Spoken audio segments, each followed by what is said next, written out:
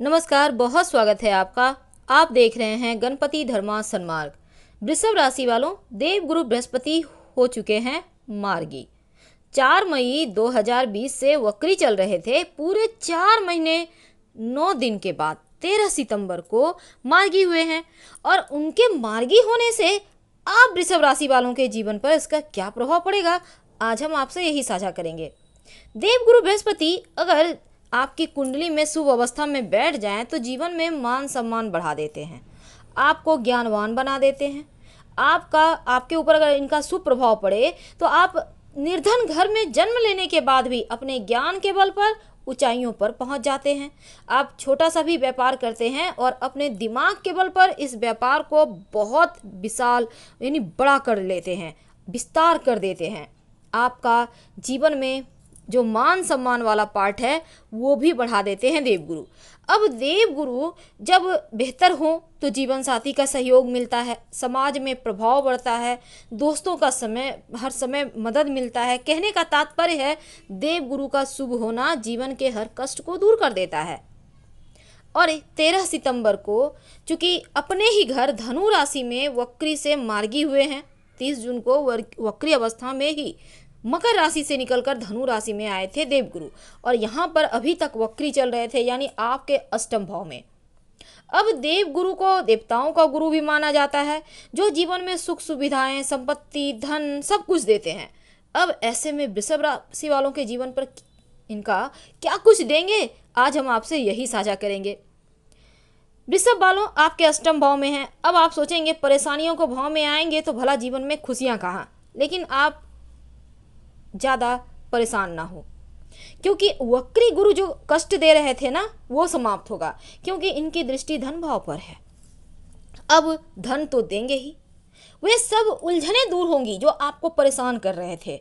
धन के मामलों में जो परेशानियां चल रही थी वो समाप्त होंगी, क्योंकि इनकी दृष्टि से जीवन में धन आएगा, बैंक बैलेंस बढ़ेगा, संकट टलेगा, और आपके घर परिवार में जो मतभेद है, अपनों के साथ जो दूरियां हैं, जो संबंधों में कड़वाहट आ गई है, वो भी इनकी कृपा से दूर हो जाएगी। समाज में आपका मान सम्मान बढ़ेगा, जीवन साथी का हर कदम पर साथ मिलेगा।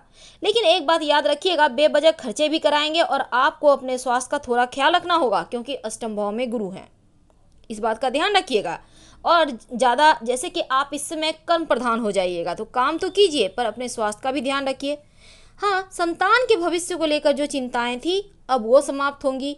अब आप प्रसन्न रहने लगेंगे। जो टेंशन थी, जिसके कारण अभी जैसे आप वृषभ वालों के जीवन में बहुत सारी चीज़ें थी, जब देवगुरु गड़बड़ हो जाते हैं ना तो सर के बाल भी झड़ने लगते हैं, तो वो चीज़ें अभी अब ठीक होगी, अब कंट्रोल होगा, अब देख लीजिएगा।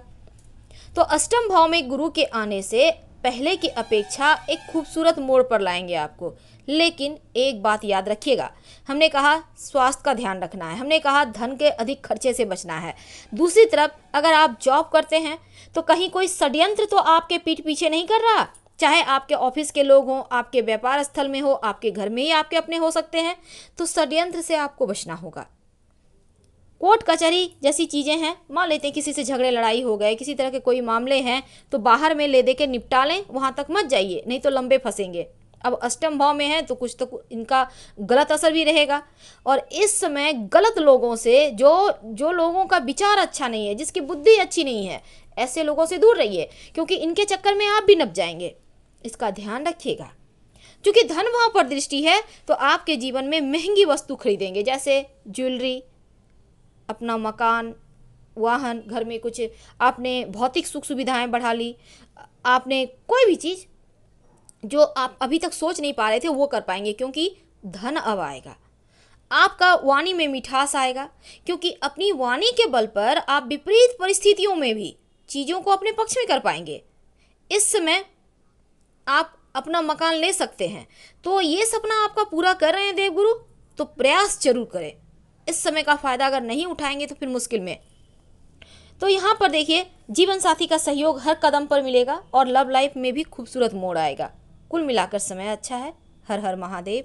धन्यवाद।